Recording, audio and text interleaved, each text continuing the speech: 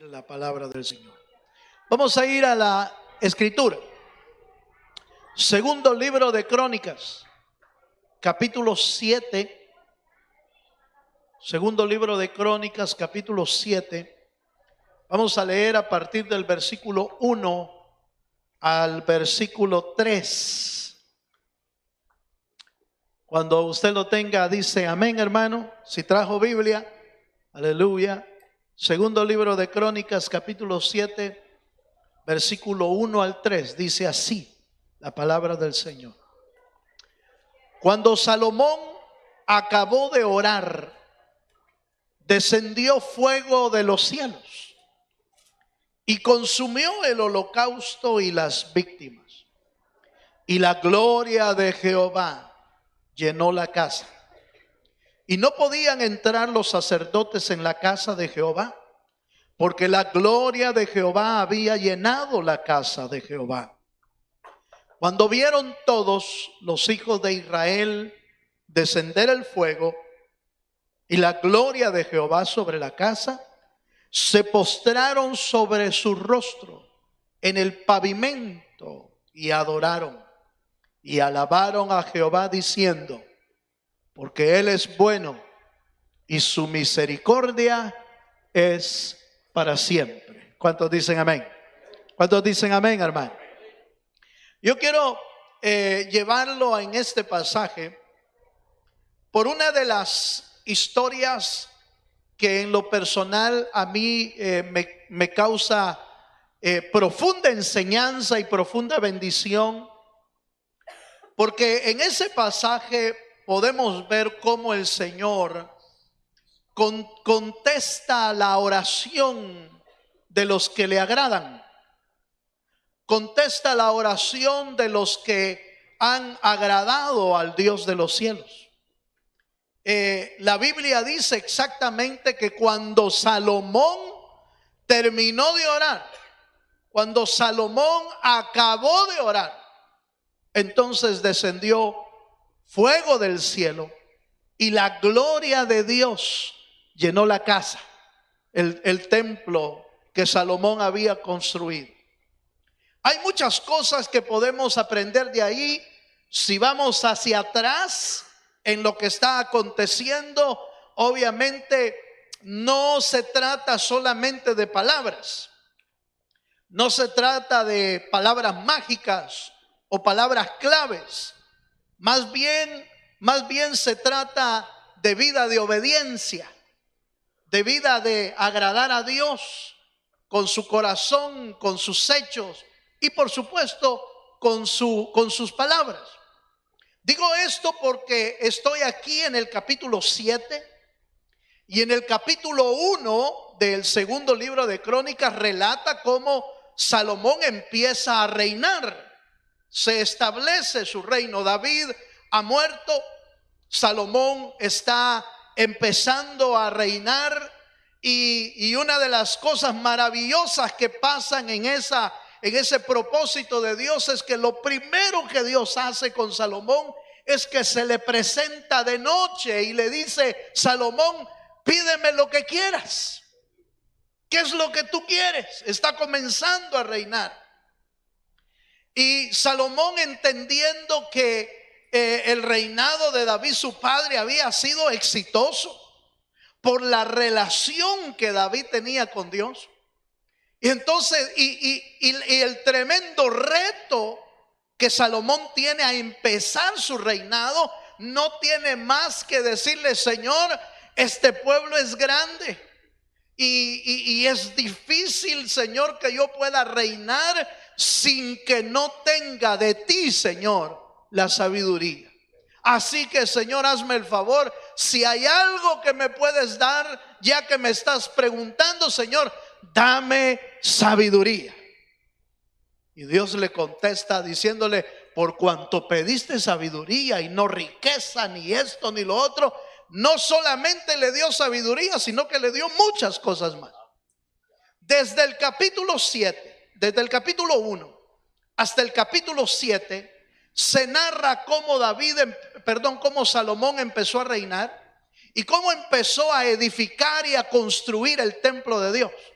En esos 7 capítulos, Salomón se enderezó de una manera o caminó de una manera, hermano, recta delante de Dios. De tal manera que el capítulo 7 del segundo libro de Crónicas es la inauguración del templo. Él sacrifica animales dentro de los sacrificios que el Señor había establecido y hace una oración. Y cuando termina de orar, la gloria de Dios y el fuego del Señor descendieron del cielo. ¿Cuántos dicen amén?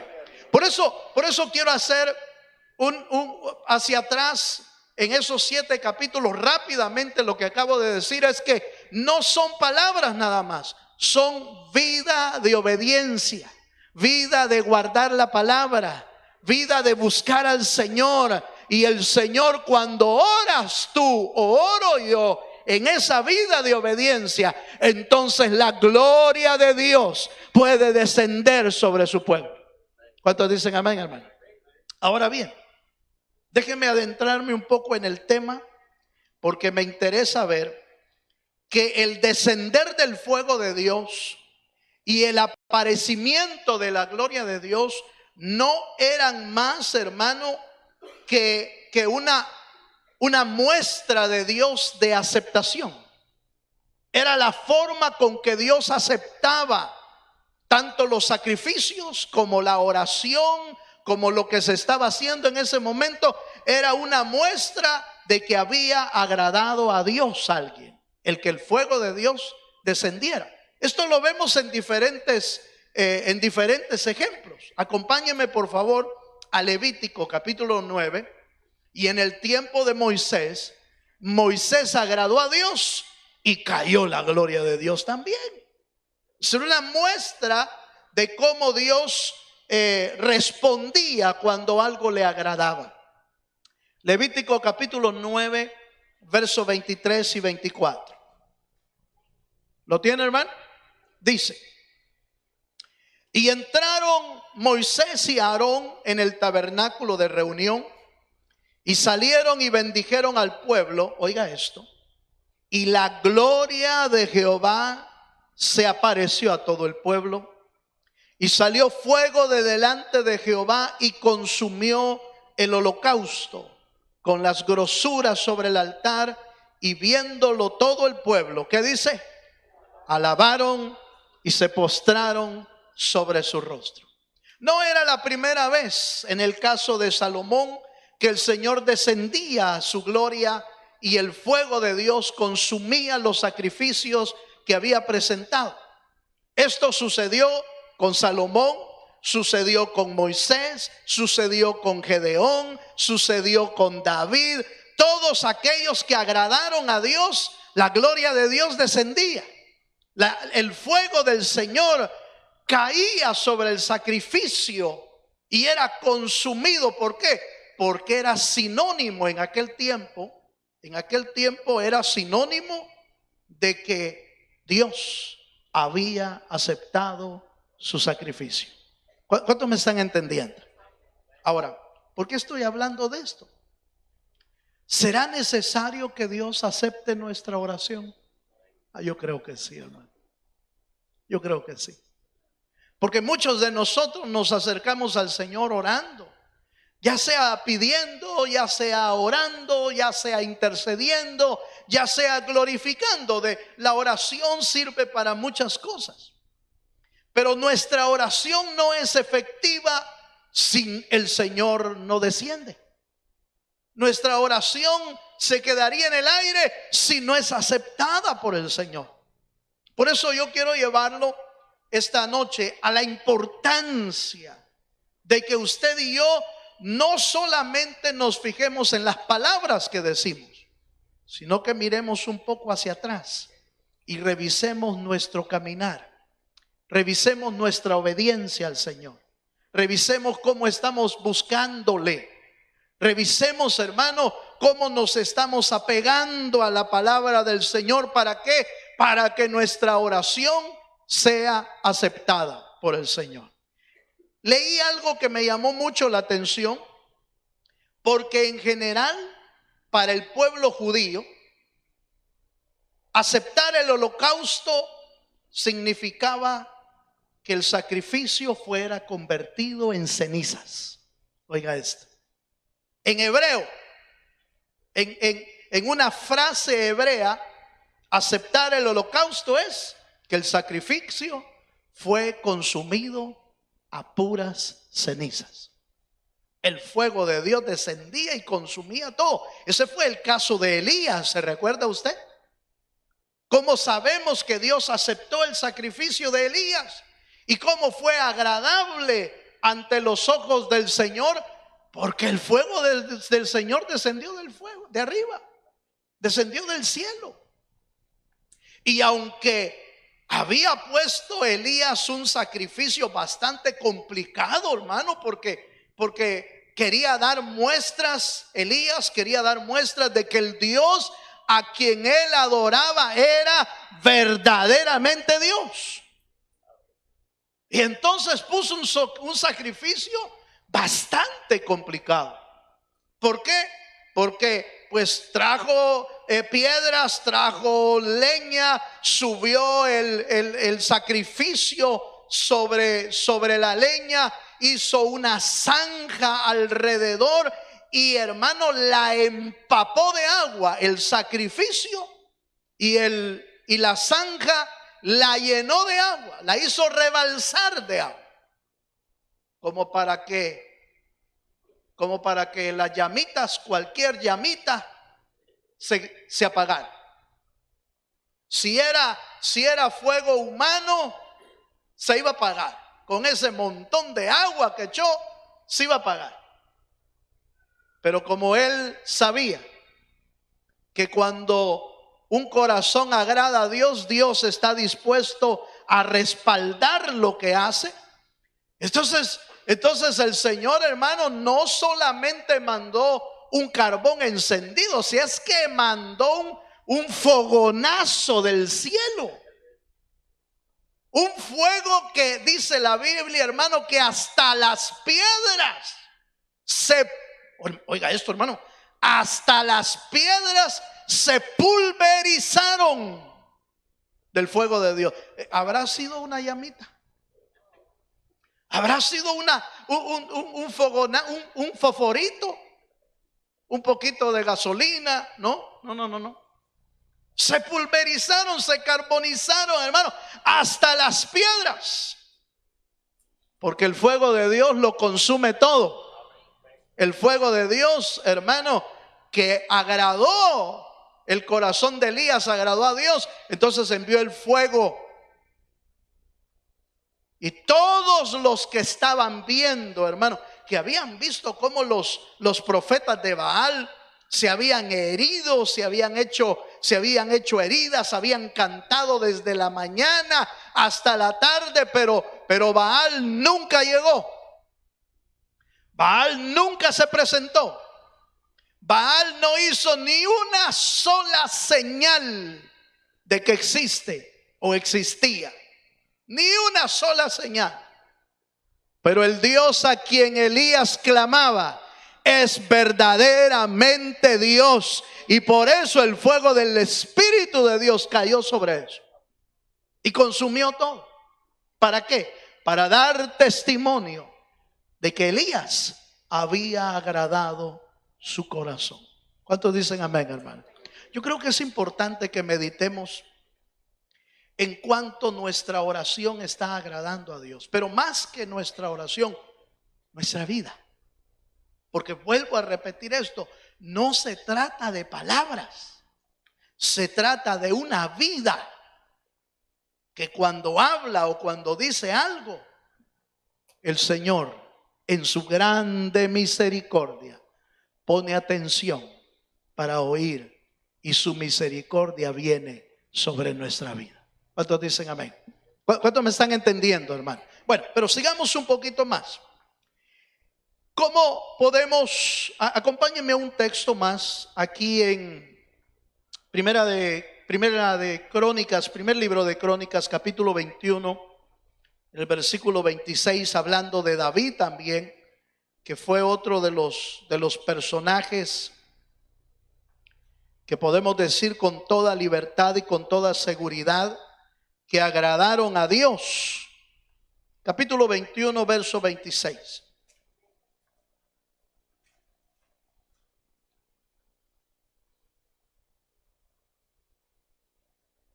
¿Lo tiene?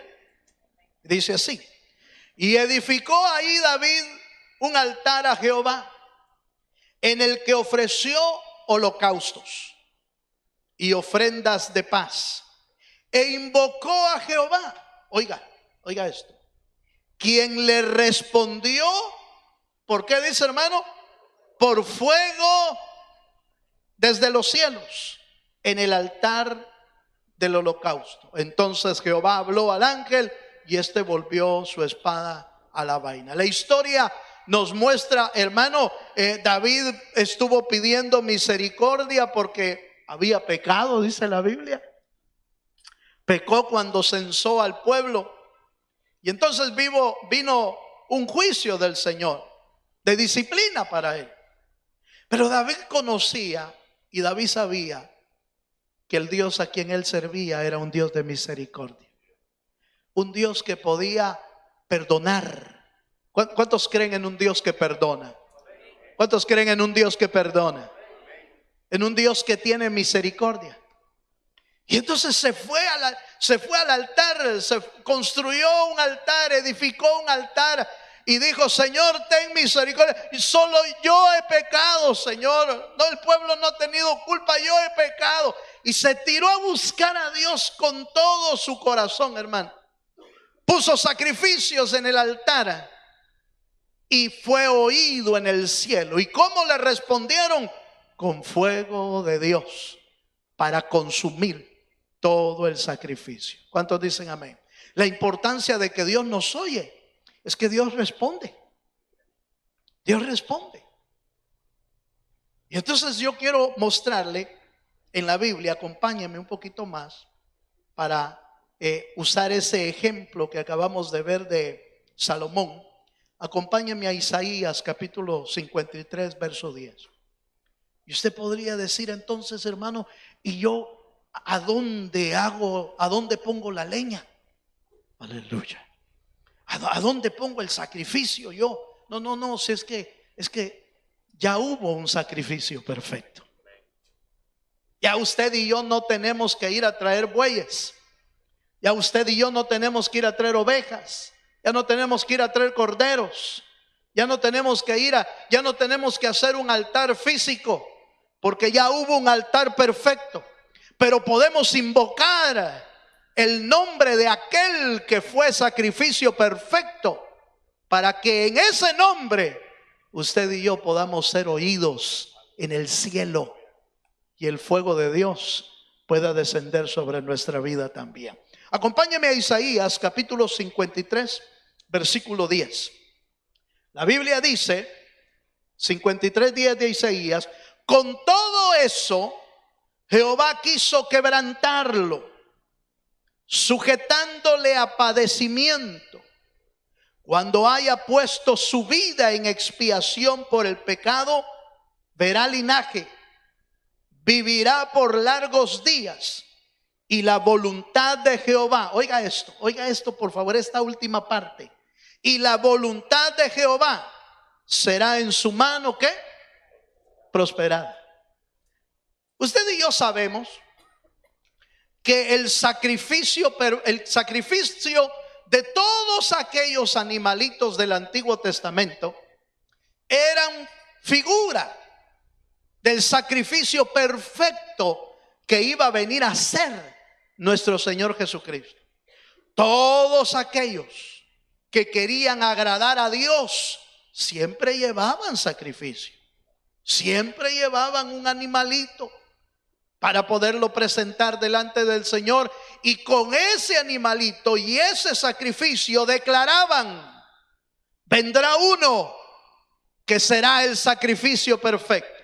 Señalaban en el tiempo futuro que iba a venir uno que iba a agradar a Dios en todo sentido. Ahora usted y yo venimos a la iglesia igual que aquellos hombres, con necesidades, pidiendo gracia delante de Dios. Como Elías confrontando, porque tenía una lucha y una batalla contra el reino de las tinieblas. Y Elías invocó a Dios con sacrificio. Con sacrificio. David estaba pasando un juicio terrible en su vida, pero invocó a Dios pidiendo misericordia con sacrificio. ¿Cuántos me están entendiendo, hermano? Salomón estaba presentando una obra hermosa, un edificio, hermano, precioso y hermoso. Pero no importa cuán hermoso pueda ser un edificio, si Dios no está ahí, no sirve de nada. ¿Cuántos dicen amén? Puede estar hermoso un edificio, pero si Dios no está ahí, no sirve para nada. Así son nuestras obras, nuestros trabajos, nuestros éxitos, nuestros propósitos alcanzados. Si Dios no está en el asunto, no sirve de nada. ¿Cuántos me están entendiendo? Cuando usted y yo hagamos una buena obra, cuando usted y yo hagamos una obra maravillosa, que quizás sea considerada por los hombres como buena, quizás hermosa la obra que hayamos hecho, pero si no es sacrificio para Dios, no sirve para nada. Salomón estaba inaugurando el templo, pero Salomón sabía que ese templo, sin la gloria de Dios, era un edificio más. Entonces se presentó delante de Dios ¿con qué? ¿Con qué se presentó? Con sacrificio. Puso sacrificio delante de Dios. En otras palabras, lo que estoy tratando de decirle, que en toda necesidad y en toda obra buena que hagamos, llevémosela delante del Señor, pero tenemos que llevar sacrificio para ser agradable delante de los ojos de Dios. Pero no es tu sacrificio el que tienes que llevar, es el sacrificio de Cristo, que es el sacrificio perfecto. No sé si me estoy dando a entender, hermano. El que tenga oídos para oír, que oiga. Porque de repente hasta usted y yo podríamos decir, pero es que yo lo traje a las manos de Dios. Y yo le dije, Señor, este negocio es tuyo. Aleluya. ¿De veras es tuyo? Señor, pero si yo te lo dediqué a ti, Señor, mi negocio, mi trabajo, mi éxito, mi carrera, mi familia, Señor, yo la dediqué a ti, Señor, yo te la di a ti y con sacrificio te la entrego. ¿Sabe cuál es el sacrificio que Dios acepta? No es el suyo, es el de Cristo. Es el de Cristo. El sacrificio que usted y yo debemos llevar es el sacrificio de Cristo, porque Él es el sacrificio perfecto. El de nosotros no, hermano. El de nosotros no es perfecto, casi ni a sacrificio llega. Pero el sacrificio de Cristo sí. Entonces, por eso quiero que usted me logre captar la idea que quiero llevarle. Cuando usted se acerca al Señor pidiendo por una necesidad, no presente su sacrificio, presente el sacrificio de Cristo. ¿Sí me voy a entender? Cuando usted pide, Señor, ten misericordia de mí, como lo hizo David, no presente su sacrificio, presente el sacrificio de Cristo. Porque para aquellos lo que presentaban era figura del Cristo. Ahora en el Nuevo Testamento, si queremos acercarnos a Dios y queremos llegar hasta la presencia de Dios y que Dios oiga nuestra oración, lleve primero el sacrificio de Cristo, porque al que van a oír es a Él, a nosotros no. Por eso toda oración se hace en el nombre de ¿quién? De Cristo. Porque si va primero Él como sacrificio, entonces te van a oír allá arriba. Veamos un texto de la palabra, por favor. Dice la Escritura en 2 de Corintios capítulo 5, versículo 21 Segunda de Corintios 5:21 dice: al que no conoció pecado, por nosotros lo hizo pecado, para que nosotros fuésemos hechos justicia de Dios. ¿En quién? En Él. Ojo con esto. Él nunca conoció pecado, pero le cargaron todos los pecados, para que la justicia de Él nos alcance a nosotros. Entonces, cuando nosotros entramos a la presencia de Dios, para lo que sea, hermano, usted y yo nos acercamos a su presencia para diferentes cosas. Para pedir por nuestra enfermedad, para pedir misericordia, para pedir por nuestros planes, para pedir, Señor, ten misericordia sobre mi vida. Bueno, para todo lo que usted y yo nos acerquemos a Dios, lleve a Cristo como sacrificio. Porque el llevar a Cristo es que hermano, nos concede Dios su misericordia y su gracia. Porque Él llevó todos nuestros pecados en Él y nos hizo justicia delante de Dios. ¿Cuántos dicen amén? ¿Cuántos me están entendiendo, hermano? Bueno, pero veamos otro detalle.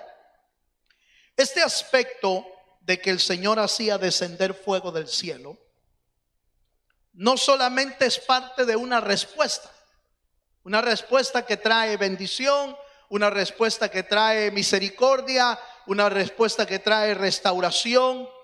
Pero fíjese, hermano, que el fuego en el antiguo tiempo, cuando el fuego de Dios caía, pues obviamente consumía y purificaba todo lo que estaba ahí. Y esta parte es importante, porque cuando el Señor desciende sobre nuestra vida, seguro que va a consumir lo que tiene que consumir aquí de nosotros. Se va a pasar llevando lo que no sirve. Y bienaventurados, hermano, los que el fuego de Dios desciende y quema lo que no sirve. ¿Por qué? Porque nos están preparando para volar. ¿A cuántos los están preparando para volar?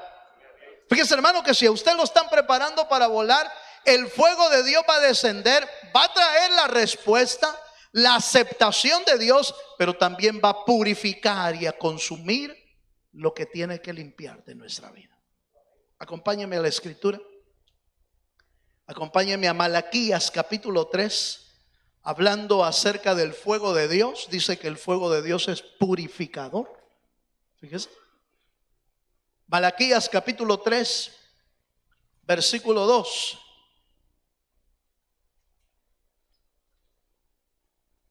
Gloria a Dios. ¿Lo tiene, hermano? Dice la escritura: ¿y quién podrá soportar el tiempo de su venida? ¿O quién podrá estar en pie cuando Él se manifieste? Porque Él, oiga esto, porque Él es como fuego purificador. ¿Y como qué dice, hermano? Como jabón de lavadores. Fíjense que ahí hay dos ejemplos de cómo trabaja Dios en la vida de las personas. El fuego que purifica y consume, y el jabón que lava. Mire, son dos cosas extremas, ¿verdad? Porque una cosa es totalmente diferente a la otra, pero las dos hacen una función de limpieza. Las dos hacen una función de purificación. Y si no, mire, hermano, como en el área médica, por ejemplo, como los médicos y como los que usan instrumentos los tenían en aquel tiempo, los purificaban a través del fuego. Los ponían a hervir, ya no hay otros métodos de purificación, probablemente a través de algunos químicos y cosas así que purifican, pero en aquel entonces, a puro fuego, hermano, a puro fuego se purificaban todos tipos de instrumentos, a puro fuego. Pero en las cosas espirituales, fíjese que no ha cambiado. El Señor sigue aplicando su fuego espiritual para los que quieren ser limpios. Sigue utilizando su fuego purificador para los que quieren que les remuevan las cosas que no sirven y prepararlos para el encuentro con el Dios de los cielos. ¿Cuántos dicen amén? Amén, hermano. ¿Cuántos necesitaremos una buena lavada, hermano? Aleluya. Él es como jabón de lavadores, dice. Hebreos capítulo 12, versículos 28 y 29. Ya en el Nuevo Testamento, mire, el fuego sigue funcionando. Hebreos 12, 28. Así que, recibiendo un reino inconmovible, tengamos gratitud y mediante ella sirvamos a Dios agradándole con temor y reverencia. Porque nuestro Dios es, ¿qué dice, hermano? Fuego consumidor. El creyente debe de estar claro, hermano, que el fuego de Dios no es para destruirnos. El fuego de Dios es para purificarnos. Es para consumir lo que no sirve de nuestra vida. Es para limpiarnos. Por eso usted ve que la Escritura habla de que en Corintios habla de que el pueblo de Dios, los cristianos, van a ser probados con fuego, dice. Nuestras obras van a ser probadas con fuego, dice. Porque si nuestras obras fueron hechas de madera, de heno, o de hojarasca, se van a quemar por el fuego. Pero si las obras fueron hechas con oro, plata, piedras preciosas, entonces el oro la va a probar, pero van a quedar intactas. Solo va a servir para limpiar, pero van a ser probadas nuestras obras. Y así como no es probada nuestras obras, nuestra vida es probada delante de Dios, hermano. Tiene que ser probada. Por eso, fíjese que la presencia de Dios no solamente es para que Dios bendiga nuestra vida, también es para que nos limpie y nos purifique. Tiene dos propósitos ahí: de aceptación y de bendición, pero de limpieza y purificación.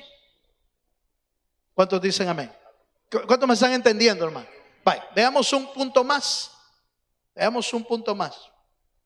Vayamos de nuevo al segundo libro de Crónicas, capítulo 7. Allá en el versículo 3, acompáñenme ahí. Segundo libro de Crónicas, capítulo 7, en el versículo 3. Esta parte me interesa. Yo voy a ir terminando, pero ojo con esto, hermano, por favor. Dice el verso 3, segundo de Crónicas 7:3. Cuando vieron todos los hijos de Israel descender el fuego y la gloria de Jehová sobre la casa, ¿qué dice que hicieron, hermano? Se postraron sobre sus rostros en el pavimento y adoraron y alabaron a Jehová diciendo: porque Él es bueno y su misericordia es para siempre. ¿Cuántos dicen amén? Yo quiero terminar con esto. Quiero que me ponga atención a esta parte, por favor. El día domingo por la mañana yo le comenté a los hermanos que habían venido cómo el cristiano ha perdido tanto la sensibilidad a Dios y tanto la importancia de las cosas del Señor. que hemos convertido hasta ordenanzas de Dios en algo trivial, en algo de costumbre y pasajero. Y les decía a los hermanos que, por ejemplo, una de las ordenanzas, pues hay dos ordenanzas en la Biblia: la cena del Señor y el bautismo. Son las dos ordenanzas bíblicas. Las dos son sumamente importantes. Pero a mi juicio, la cena del Señor, si puedo decir que es más importante por el hecho de que nos conecta con la intimidad con Dios, con la comunión con Dios, en el sentido de que ahí podemos ponernos a cuentas con Dios y Dios perdonarnos y volvernos uno con el Señor. Para mí es uno de los más importantes. ¿Cuántos están de acuerdo? ¿Puede levantar su mano para saber que usted está de acuerdo? Vaya. Ahora, vea lo que le voy a decir. Los creyentes lo hemos hecho tan trivial que desde allá arriba yo logro ver a todos, fíjese hermano, los logro ver por la posición en que está. Y yo logro ver que mucha gente, cuando está en la cena del Señor, hermano, realmente está zumbando, así con el respeto que usted se merece. Pero hay gente que en la ordenanza más importante de la vida del cristianismo, hay gente zumbando en el mismo momento de tomar el pan y la copa. ¿Por qué están zumbando? Número uno, porque no están conscientes de lo que están haciendo, pidiendo perdón, por ejemplo. Yo veo desde ahí como muchos están platicando. Yo veo como desde ahí muchos están risa y risa en el acto de la cena del Señor. Están en otra cosa. Y entonces pensaba yo, si yo me doy cuenta desde ahí, ¿se dará cuenta Dios? Por supuesto que se da cuenta. Pero hemos caído o se ha caído en que hasta ese acto tan especial lo hemos menospreciado y lo hemos tenido en poco.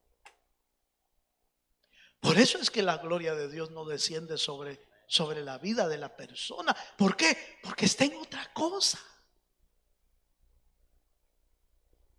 Pero a la hora de pedir favores, quiere que Dios lo haga así. ¿Y cómo? ¿Cómo va a caer la gloria de Dios de esa manera? Entonces, con razón ahora yo veo con mucha más claridad como Salomón, David, Gedeón, Abraham, cuando hacían sus sacrificios, había una respuesta de Dios, pero no por las palabras que decían, sino por la vida que venían viviendo delante de Dios. Su vida de obediencia, su vida de amor, su vida de sacrificio, su vida de entrega, tenía respuesta en el altar cuando subían el sacrificio. Tenía una respuesta. ¿Por qué? Porque Dios veía venir toda su vida y el sacrificio que presentaban ya señalaba el sacrificio de Cristo en la cruz del Calvario. Entonces eran aceptados por Dios. ¿Cuántos dicen amén? Yo no sé si usted, hermano, lo que provocaba en el pueblo la gloria de Dios, mire lo que provocaba.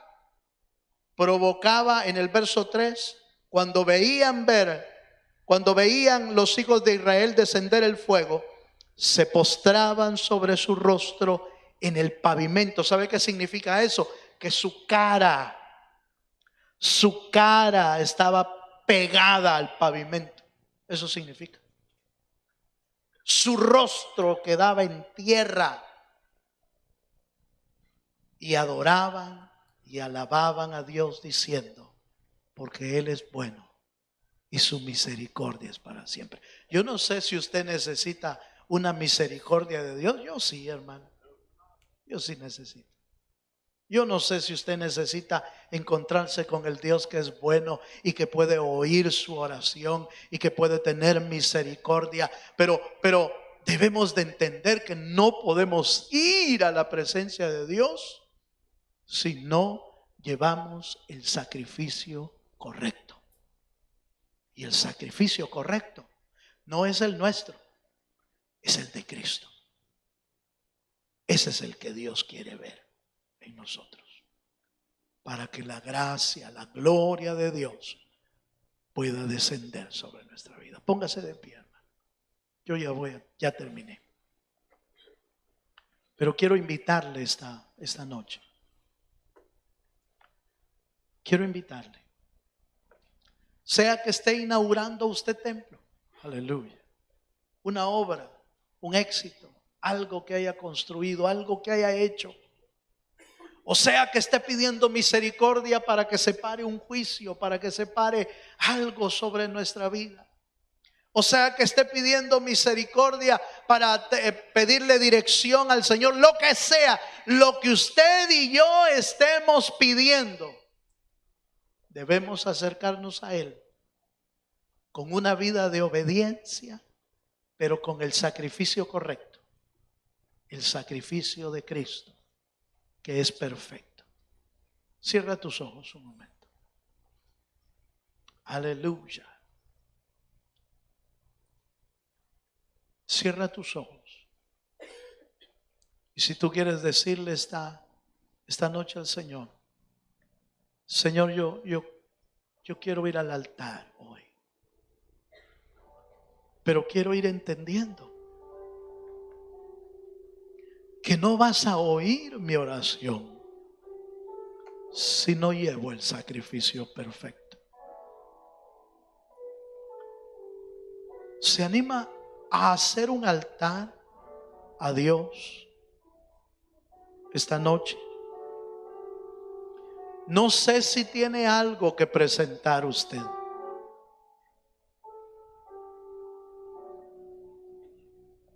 Pero si quiere presentar su vida,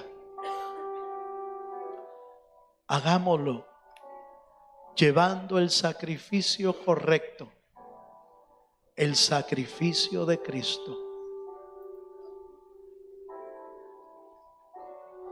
No es tu sacrificio el que Dios quiere ver. Porque ¿qué sacrificio podríamos hacer nosotros más grande que el que ya hizo nuestro Salvador? No hay sacrificio que pueda superar el sacrificio perfecto de Jesús. Por eso Dios nos te está pidiendo a ti tu propio sacrificio.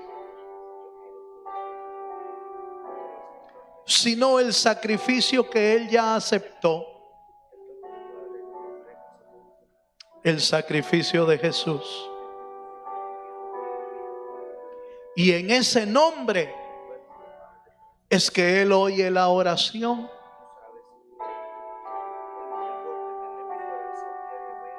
Te tienes que dar cuenta que no es por tus obras. No es por mis obras que vamos a ser oídos. No te van a oír por lo que tú has hecho, ni por lo que yo he hecho. Aunque Aunque el diablo diga lo contrario, tienes tantos años de estar en el evangelio, has trabajado en la obra, has hecho esto otro. Ningún sacrificio es mayor que el sacrificio de Cristo. Por lo tanto, cuando vayas al altar, no lleves tus obras, no lleves tu sacrificio. Lleva el único sacrificio que es aceptable a Dios. Es el sacrificio de Jesús. Es el sacrificio de Cristo. En ese sacrificio,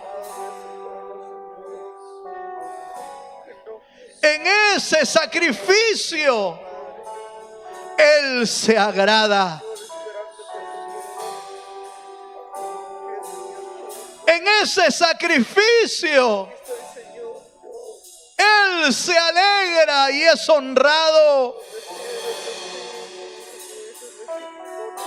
En ese sacrificio tiene Él contentamiento.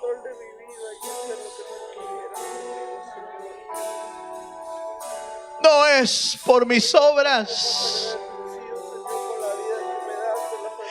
no es por lo que yo haya hecho, por el trabajo, Señor, por todo, Señor, no es por lo que yo haya alcanzado, la palabra nos enseña, Padre. no es por lo que tú has logrado, es por lo que Jesús hizo por ti y por mí.